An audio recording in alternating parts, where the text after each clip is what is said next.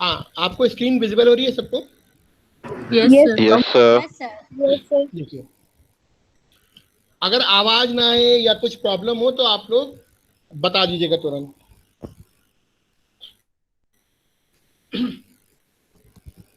लिखा है optimality test for transportation problem.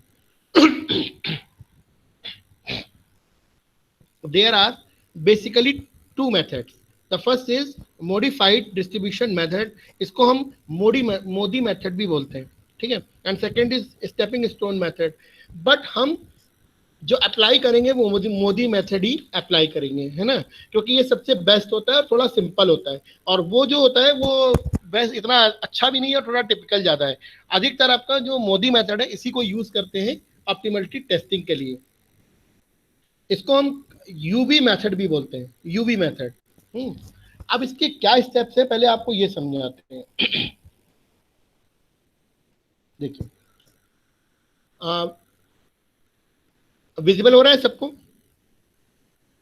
Yes sir. देखिए, पहला स्टेप कह रहा है आपके सामने जो प्रॉब्लम है, सबसे पहले आप IBFS निकालेंगे, इनिशियल बेसिक फिजिबल सॉल्यूशन। किसी भी मेथड से कोई रिस्ट्रिक्शन नहीं है, आप चाहे तो नॉर्थ वेस्ट से निकालें, आप चाहे तो मैट्रिक्स विनमा से या फिर वर्गस, तीनों में से किसी भी मेथड से निकाल सकते हैं। उसके बाद सेकेंड पॉइंट दिया है, determine the values of dual variables UI and VJ। UI and VJ, और ये निकलेगा कैसे? Using UI plus VJ equals to CIJ। अब आपको ये समझाते हैं है क्या चीज। Where U and V both are represent the row and columns respectively.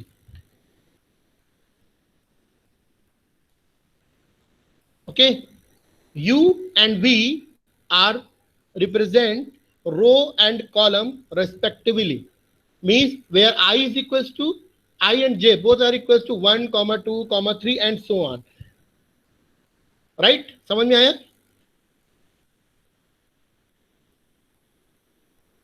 Hello? Yes sir. Yes sir. जैसे मैं रो बोलूं तो आपकी, जैसे ये मैट्रिक्स जो होती है रो कॉलम में होती है, तो U आपका रो के लिए यूज करते हैं और V आपका कॉलम के लिए। तो अगर हम किसी सेल को एड्रेस को पढ़ेंगे तो हमेशा U और V से पढ़ेंगे। जैसे सपोज पहला सेल है, दैट इट मींस सेल हम ऐसे पढ़ेंगे U1 V1, दूसरा U1 V2, U1 V3, और नीचे U2 V1, U2 V2, U2 V3 and so on. अब समझ गए आप? Yes sir. ठीक है। अब ये कैसे वैल्यू निकाली जाती है, इसका फॉर्मूला दे रखा है, UI plus VJ equals to CIJ। Okay, ये सब अभी हम आपको प्रैक्टिकली समझे, मतलब करके बताएंगे, तब आप और इजी समझ में आएगा। Now the third part, compute the opportunity cost. यहां पर हमको अपॉर्चुनिटी कॉस्ट निकालनी पड़ती है, जिसका जो सिंबल है वो है डेल्टा IJ। इसको डेल्टा IJ बोलते हैं, जो ट्राइंगल ऐसा बना है डेल्टा IJ कहलाता है। इक्वल्स टू जो आपकी कॉस्ट मैट्रिक्स होती है, cost value CIJ minus UI plus VJ। मतलब आप जो UI और VJ निकालते हैं उनका सम करके CIJ से माइनस कर देते हैं, तो डेल्टा J की वैल्यू आ जाती है, आपके डेल्टा IJ की वैल्यू। फिर नीचे दिया है, check the sign of the optimality cost. जो आपने अपॉर्चुनिटी कॉस्ट निकाली है उसका साइन चेक किया जाता है।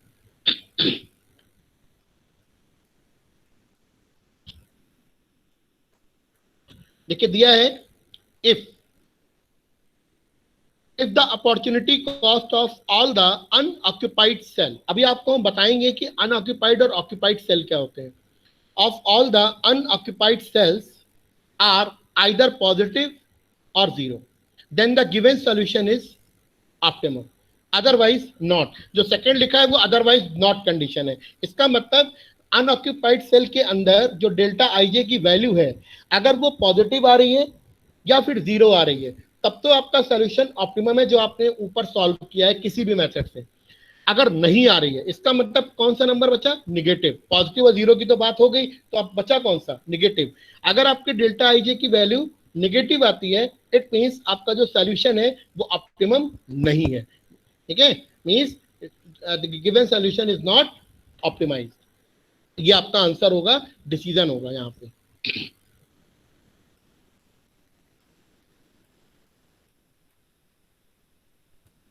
समझ में आया सबको? Hello, yes sir. ठीक है, अभी अभी अभी आप केवल दिमाग में अपने रखिए, अभी मैं इसको इंप्लीमेंट कर रहा हूं जब क्वेश्चन में, तब आपको ये बहुत आसान। और नीचे के स्टेप इसके सॉल्यूशन स्टेप्स हैं कि अगर ऑप्टिमम नहीं है तो क्या करते हैं। ठीक, वो अभी नहीं पढ़ेंगे, हम इसको दो पार्ट में पढ़ेंगे, नहीं तो आप कंफ्यूज हो जाएंगे। अगर हम दोनों चीजें एक साथ बताना स्टार्ट करेंगे तो आप नहीं लगा पाएंगे। इसलिए हम सबसे पहले आपको टेस्टिंग करना सिखाएंगे कि आपको ये बताना आ जाएगा कि गिवन सॉल्यूशन इज ऑप्टिमम और नॉट, इसका जवाब आने लगेगा। उसके बाद अगर ऑप्टिमम नहीं है तो सॉल्व कैसे करते हैं वो मैं बाद में बताऊंगा।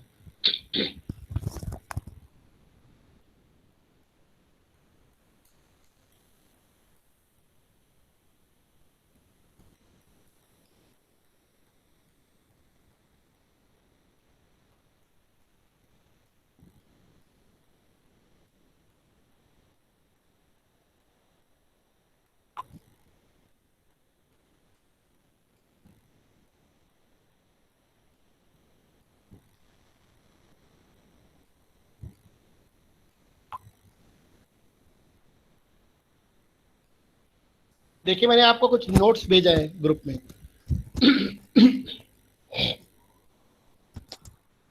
दिख रहा है?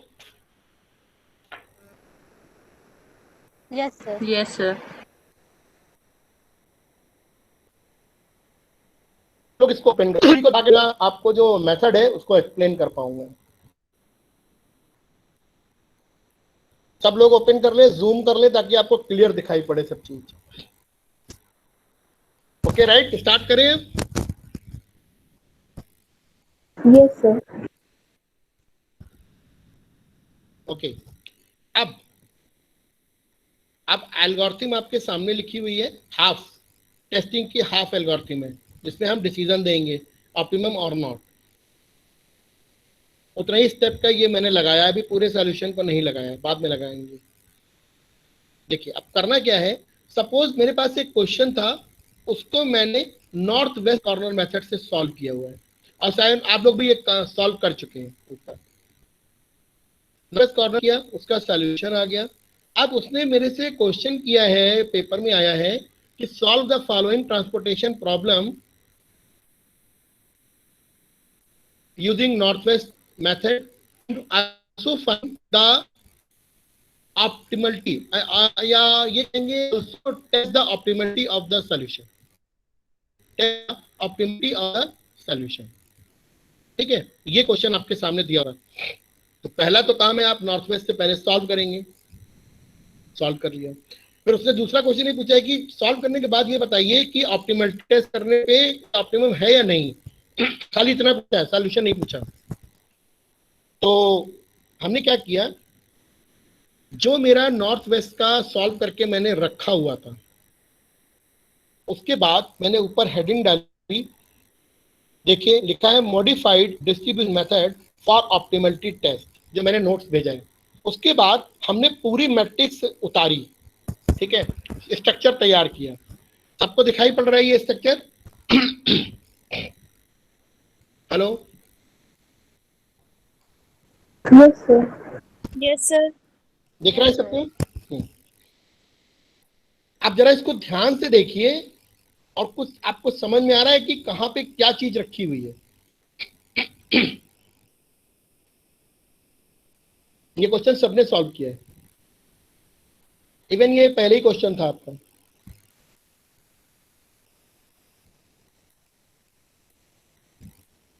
कुछ समझ में आ रहा है?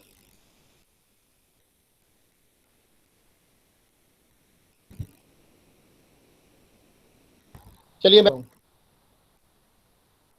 देखिए, अलग तरीके से लिखा हुआ है पूरा, और आपको लिखना भी ऐसे ही है। आप पूरी की पूरी मैट्रिक्स या उसका स्ट्रक्चर पहले लिख लेंगे, और उसके बाद जो उनके सेल्स फिल करने हैं वो इस तरीके से करेंगे। सब एम्प्टी सेल होंगे आपके। सबसे पहले आप कॉस्ट वैल्यू यानी कि CIJ, उसको आप सेल के अपर लेफ्ट कॉर्नर पर रखेंगे। सारे के सारे जो आपको मैट्रिक्स में कॉस्ट वैल्यू दे रखी है, उसको आप हर एक सेल के अपर लेफ्ट कॉर्नर पर लिख देंगे। देखिए लिखा है 3576, 2582 और 369, सॉरी 369 और 2। बाकी को अभी छोड़ दीजिए। आप सोचिए कि आप केवल जो कॉस्ट वैल्यू है उसको आप मैट्रिक्स, जो आपकी मैट्रिक्स है उसके पहले सेल में अपर लेफ्ट कॉर्नर पर उस कॉस्ट वैल्यू को भर रहे हैं। ओके राइट, इतना कर लेंगे आप? Hello? Yes sir, yes sir, yes sir. तो बोला करिए, तभी तो हमको समझ में आएगा कि आपको समझ में आ रहा है कि नहीं आ रहा है। इतना बने, इसको मत देखिए, अभी हम इसको एक्सप्लेन करेंगे कि बाकी जगह पे ये 3-3 नंबर एक सेल में क्यों लिखे हुए हैं, वो भी हम आपको एक्सप्लेन करेंगे। पहले आप ये समझिए, आपने अपने सॉल्यूशन को इस तरीके से मैट्रिक्स स्ट्रक्चर तैयार किया और अभी सेल में कुछ भी एंट्री नहीं की। सबसे पहले क्या किया, जो कॉस्ट वैल्यूज थी उनको हर एक सेल के अपर लेफ्ट कॉर्नर पे लिख दिया लाइन से। अब योर सेकेंड वर्क अभी आपको फिल करना बाकी है। आपने जिस जिस सेल में सॉल्व करते समय कमोडिटी असाइन कर रखी है, उस कमोडिटी की जो क्वांटिटी है उसको आप सेल के बिल्कुल मिडिल पे लिखेंगे, बिल्कुल मिडिल पे। देखिए इसमें जैसे ये 20, 20, 10, 40, 35 और 25 लिखा हुआ है, इसको देखिए मैंने बिल्कुल सेल के मिडिल में इनको लिखा हुआ है, और वो भी ब्रैकेट में बंद करके। This is the commodity, quantity of the commodity, right. ये तो आपने सॉल्व जो किया है वही लिखा हुआ है। Yes sir. आगे समझ में? ठीक है। अब आपको करना क्या है, जो मैंने आपको सेकेंड लाइन आपको बताई कि आपको ये जो यू और वी वेरिएबल्स हैं इनकी वैल्यू बतानी है। तो उसके लिए देखिए मैंने क्या लिखा है, find the values of UI and VJ using occupied cells. जो आपके ऑक्यूपाइड सेल है उनको यूज करके हम UI और VJ की वैल्यू निकालेंगे। फॉर्मूला है हमारा UI plus VJ equals to CIJ। अब देखिए ये सारी इक्वेशन मैंने नीचे लिखी हुई है और बहुत सिंपल सी है। तुमको केवल ये देखना है कि कहाँ कहाँ आपने ऑक्यूपाइड सेल है। ऑक्यूपाइड सेल वो होंगे जहां पर आपने कमोडिटी असाइन की हुई है, और बाकी सारे सेल कहलाएंगे नॉन ऑक्यूपाइड। बाकी सारे सेल क्या कहलाएंगे? Non occupied cell. अब देखिए सबसे पहला आपका सेल है जो आप पहले ही आपका सेल भरा हुआ है आपका, ठीक। अब इसकी इक्वेशन कैसे लिखी गई? पहली रो और पहला कॉलम, इट मींस U1 और plus V1, U1 plus V1 equals to 3 क्या है आपका? CIJ। मैंने फॉर्मूला क्या लिखा है? UI plus VJ equals to CIJ। It means U1 plus V1 equals to 3। Same for second, U1 plus V2 equals to 5। Then U1 plus V3 equals to 7। Now अब तो कोई ऑक्यूपाइड सेल इसमें बचा नहीं है।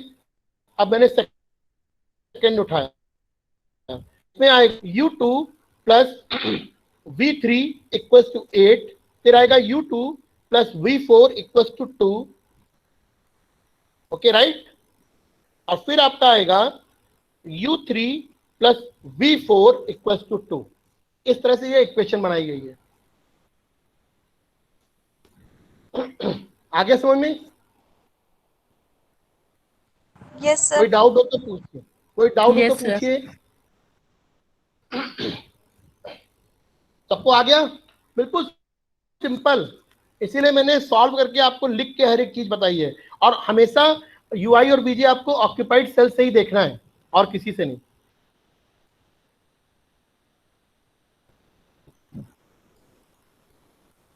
हाँ, सबको समझ में आया? रिचिका, साक्षी, साइमा, शिवानी, नीलेश, साक्षी, यस सर। ये आप इक्वेशन बना लेंगे, फॉर्मूला लिखा है, इक्वेशन ऑक्यूपाइड सेल से बना लेंगे।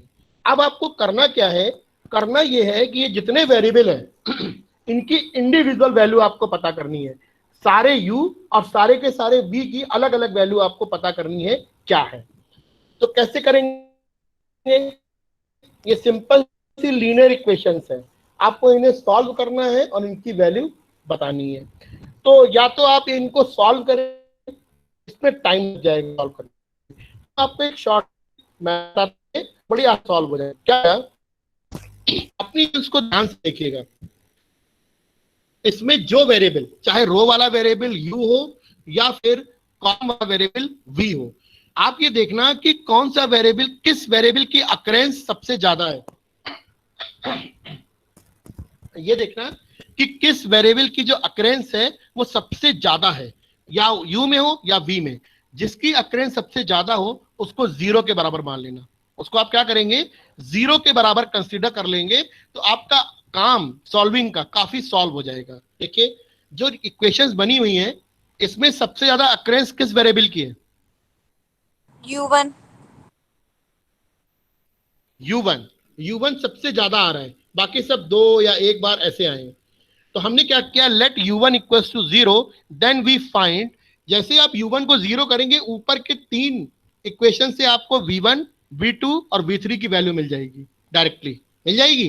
भाई आप u1 पुट करेंगे 0 तो v1 3 आएगा, v2 5 आएगा और v3 आपका 7 आ जाएगा।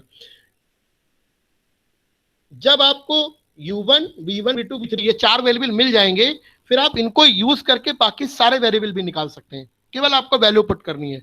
और उसके बाद आपको मिलेगा u2, जो कि नीचे लिखा हुआ है, u2 1, u3 1 और v4 1, क्योंकि v4 की बाकी वैल्यू निकल आई थी, v4 की नहीं निकली थी, वो आएगी 1, u2 की आ जाएगी 1 और u3 की वैल्यू भी 1 आ जाएगी। समझ गए कैसे सॉल्व करके अलग अलग वैल्यू निकालनी है? समझ गए सब लोग? Yes sir. Yes sir. Okay, Yes sir. अब सेकंड पेज को देखिए, ओपन करिए, जूम करिए सेकंड पेज, उसको देखिए ध्यान से। लिखा है so the values of ui and vj are, देखिए मैंने फिर सारी वैल्यूज अलग अलग लिख दी है। देखिए लिखा है u1 equal to 0, u2 1, u3 1, v1 3, v2 5, v3 7 and v4 1, सबकी अलग अलग वैल्यू। अब आपको क्या करना है, जब ये सारे u और v आपको मिल जाएं, अब आपको काम करना है अनऑक्यूपाइड सेल पे। क्या करना है, अनऑक्यूपाइड सेल की वैल्यू u और v को सम करके आपको लिखनी है। ठीक है, अब लिखनी क्या है, हम आपको देखिए जरा, ये जो मैंने u1 और v4 की वैल्यू निकाली है, उसमें नीचे देखिए मैंने लिखा है एक जगह, the cell format for putting all the values is as. ये जो मैंने पिक्चर तैयार की है, फॉर्मेट तैयार किया है, ये एक सिंगल सेल का फॉर्मेट है। सबको दिख रहा है ये? Yes sir. ठीक है, देखिए इसमें मैंने Yes sir. Upper left corner पे लिखा है Cij, फिर आपका अपर राइट कॉर्नर पे लिखा है ui प्लस vj लिखा है, और लोअर राइट कॉर्नर पे लिखा है डेल्टा ij। आपको इसी फॉर्मेट में अनऑक्यूपाइड सेल को भरना है। देखिए लिखा है only in unoccupied cell. Occupied cell में आपको ये काम नहीं करना है। ऑक्यूपाइड सेल में केवल Cij भरा जाएगा, Cij भरेगा, लेकिन ui vj और डेल्टा ij ये नहीं भरा जाएगा। ये दोनों ये आपके केवल अनऑक्यूपाइड सेल के लिए यूज किए जाएंगे। समझ गए? Yes sir. Hello, okay. अब जरा इस Yes sir. फॉर्मेट को के ऊपर अब हम देखते हैं। देखिए हमने क्या लाइन लिखी है, ध्यान से पढ़िए। इस फॉर्मेट के ऊपर लिखा है, जब मैंने सारे u और सारे v पता कर लिए, फिर लिखा है now find the value of ui plus vj for unoccupied cell. ध्यान से देखिए, now find the values of ui and vj for unoccupied cell. क्यों निकालेंगे? क्योंकि जो सेल का फॉर्मेट मेरा है उसके अकॉर्डिंग अपर राइट कॉर्नर पे हमको ui और vj की वैल्यू चाहिए अनऑक्यूपाइड सेल के लिए। तो सारे, इसीलिए आपने सारे u और सारे v अलग अलग निकाले हैं। अब देखो वैल्यू हम कैसे निकालेंगे। अब हमको ये देखना है कि मेरे अनऑक्यूपाइड सेल कहाँ कहाँ पर है, तभी मिलेगी। अब हम वापस अपने पेज पर जाते हैं और ध्यान से देखिए, आपका पहला अनऑक्युपाइड सेल है जिसका नाम है U1 प्लस V4, राइट है कि नहीं? Yes sir. U1 plus V4। अब U1 प्लस V4 देखिए मैंने क्या लिखा है, U1 plus V4 equals to 1। क्यों लिखा है? क्योंकि U1 की वैल्यू 0 है और V4 की वैल्यू 1 है। इसका मतलब U1 plus V4 equals to 1। Now second unoccupied cell आपका है U2 plus V1, right? U2 plus V1 है ना? Yes sir. अब आपने निकाला U2 plus V1 equal to 4। देखिए U2 की वैल्यू 1 थी और V1 की वैल्यू 3 थी, तो 1 प्लस 3 कितना हो गया? 4 हो गया। अब ऐसे करके जितने भी आपके अनऑक्युपाइड सेल थे उनकी वैल्यू आप ये और V मतलब रो और कॉलम के हिसाब से ये लिखते चले जाएंगे सारी वैल्यू। कोई डाउट? No sir. ठीक है। अब ये वैल्यू आप मैट्रिक्स में कहां पर भरेंगे अपने, इसीलिए मैंने कहा जो आपको दिख रहे हैं नंबर क्यों है। देखिए मैंने सारे अनऑक्युपाइड सेल के अपर राइट कॉर्नर पे इन वैल्यूज को भर दिया है, यूआई और यूआई प्लस वीजे की वैल्यू देखिए सब जगह मैंने ऐसे भर दी है। अब मेरे ख्याल से तीसरी वैल्यू जो आपके लोअर राइट कॉर्नर पे समझ गए होंगे कैसे आई है, समझ गए कि नहीं? Yes sir. क्योंकि हमने आपको बताया है अभी एल्गोरिथम देखिए लिखा है delta I J equals to C I J minus U I plus VJ. तो जो आपका अनऑक्युपाइड सेल में तीसरा वेरिएबल जो आ रहा है जो कि आपके लोअर राइट कॉर्नर पे जो वैल्यू लिखी हुई है वो आपके डेल्टा की वैल्यू है, डेल्टा आई जे की। मैंने देखिए सेल के फॉर्मेट में भी दिखाया है आपको कि ये जो तीसरी वैल्यू होगी आपकी डेल्टा आई जे होगी। और डेल्टा आई जे कैसे निकालते हैं? सी I J minus U I plus वीजे करके। तो यू आई प्लस वीजे आपने सारे निकाल लिए, सी आई जे आपको पता है,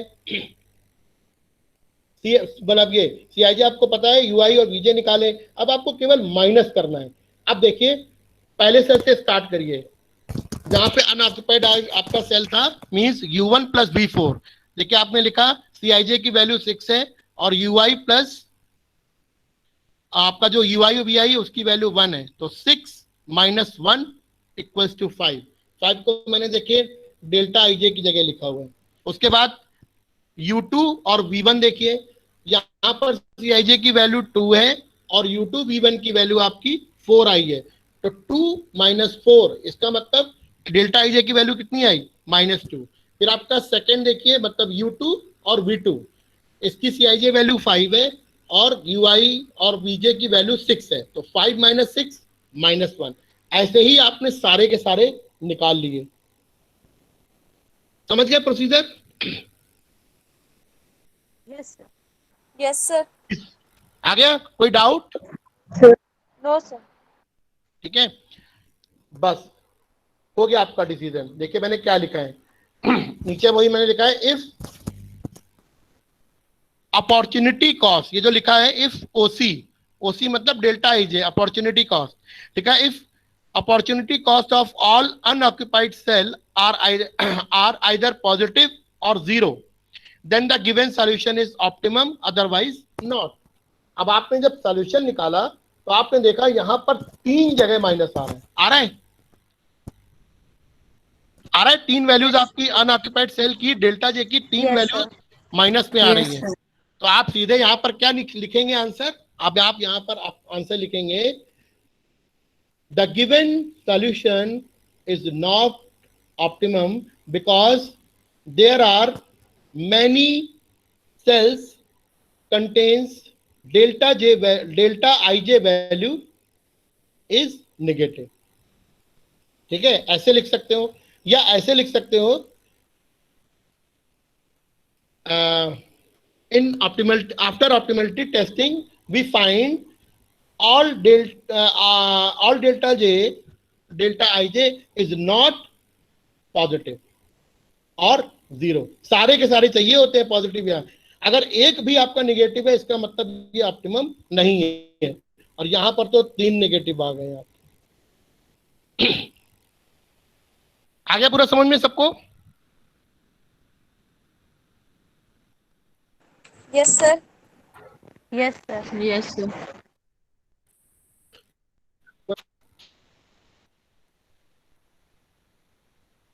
ये होता है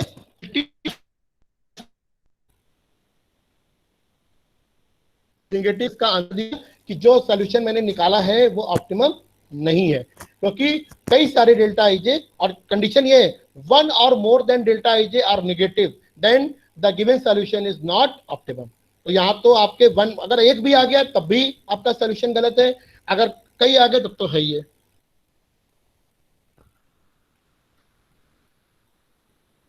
कोई डाउट किसी को? नीलेश, शिवानी, साक्षी, इशिका, साइमा, और भी जितने भी लोग हैं सब लोग। हेलो? नो सर, अभी नो सर, नो डाउट। इसीलिए मैंने पूरा सॉल्व किया हुआ, इसके लिए आप लोग को भेज देते हैं और लिख लिख के भी भेज देते हैं, ताकि आप स्टेप बाय स्टेप समझें कि कहाँ पे क्या चीज, कहाँ ऑक्यूपाइड है, कहाँ अनऑक्यूपाइड है। इसीलिए पूरा इसको सॉल्व करके आपको दिया है समझने के लिए। अब इसमें कुछ चीजें हैं जो मैं आपको हिंट करके बताते हैं। जैसे सबसे खराब सॉल्यूशन आपको देता है नॉर्थ वेस्ट कॉर्नर मेथड। मैं आपको पहले से बता दे रहा हूं, सबसे जो वर्स्ट सॉल्यूशन होता है वो आपको यही देता है, नॉर्थ वेस्ट। उसके बाद मैट्रिक्स मिनिमा या वोगल्स, ये आपके काफी ऑप्टिमाइज सॉल्यूशंस आपको देते हैं। तो अगर आप मैट्रिक्स पे या फिर मैट्रिक्स मिनिमा पे या वोगल से लगाएंगे और फिर आप टेस्टिंग करेंगे, तो मे भी ऐसे चांस हो कि कोई भी डेल्टा आईजे आपका नेगेटिव ना आए, क्योंकि ये जो होते हैं ये एटलीस्ट 70-80% एक्यूरेट आंसर देते हैं, ये दोनों मेथड, चाहे मैट्रिक्स हो या वोगल्स हो, 70-80। वही नॉर्थ वेस्ट आपका 50 के आसपास रहता है, 50-40 इस टाइप से। इसके चांसेस बहुत रेयरली होते हैं कि ऑप्टिमलिटी टेस्टिंग में डेल्टा आईजे पॉजिटिव आ जाए, नेगेटिव आने के चांस सबसे ज्यादा होते हैं।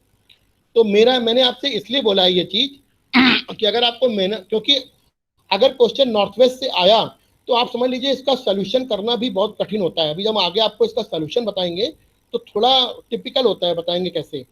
लेकिन अगर आपने क्वेश्चंस को मैट्रिक्स या वोगल से लगाया तो आपका सॉल्यूशन टेस्टिंग करते समय अगर डेल्टा आईजे आपके प्लस आ जाएंगे तो आपका बहुत काम हो जाएगा, आपको आगे करने की जरूरत नहीं पड़ेगी उस सॉल्यूशन को। तो प्रेफर करना जब भी क्वेश्चन आ जाए, अगर मेंशन नहीं किया है तो, अगर क्वेश्चन में आपको नॉर्थ वेस्ट मेंशन नहीं किया है सॉल्व करने के लिए, तो फिर आप बेस्ट होगा कि आप वोगल्स को अप्लाई करें। मेरा सजेशन है आप वोगल्स को अप्लाई करें क्वेश्चंस पर, ठीक है, या मैट्रिक्स भी कर सकते हैं। लेकिन अगर नहीं दिया है और नॉर्थ वेस्ट अगर दिया है तब तो आपकी मजबूरी है उसे करना, नहीं दिया है तो आप वोगल्स को ही अच्छे से यूज करना। और फिर वोगल्स के बाद अगर टेस्टिंग करने के लिए आएगा तो तुम्हारा पहली बार में ही आंसर निकल आएगा, उसमें सारे डेल्टा आईजे पॉजिटिव आ जाएंगे, तो आपका आंसर भी ऑप्टिमम ही निकलेगा। Right? Yes sir. Yes sir. मैंने आपको करने का तरीका बताया है कि किस मेथड को आप अप्लाई। अभी देखिए आप लोगों ने खुद ही बताया कि वोगल से आपको काफी ऑप्टिमम सॉल्यूशन मिल रहे थे, मतलब मिनिमाइज सॉल्यूशन मिल रहे थे, इसका मतलब ये बेस्ट है सॉल्व करने का। तो फिर इसके बाद वोगल से इनके बाद बहुत रेयरली चांस होता है कि आपके डेल्टा आईजे नेगेटिव आए, है ना। लेकिन टेस्टिंग तो करके दिखानी होती है हमको कि आंसर सही है या गलत है ना। तो वो स्टेप तो आपको करना ही करना है। हाँ, लेकिन नॉर्थ वेस्ट में सॉल्यूशन भी करना पड़ जाएगा आपको नेगेटिव वैल्यूज का, वो आपको मैं बाद में बताऊंगा।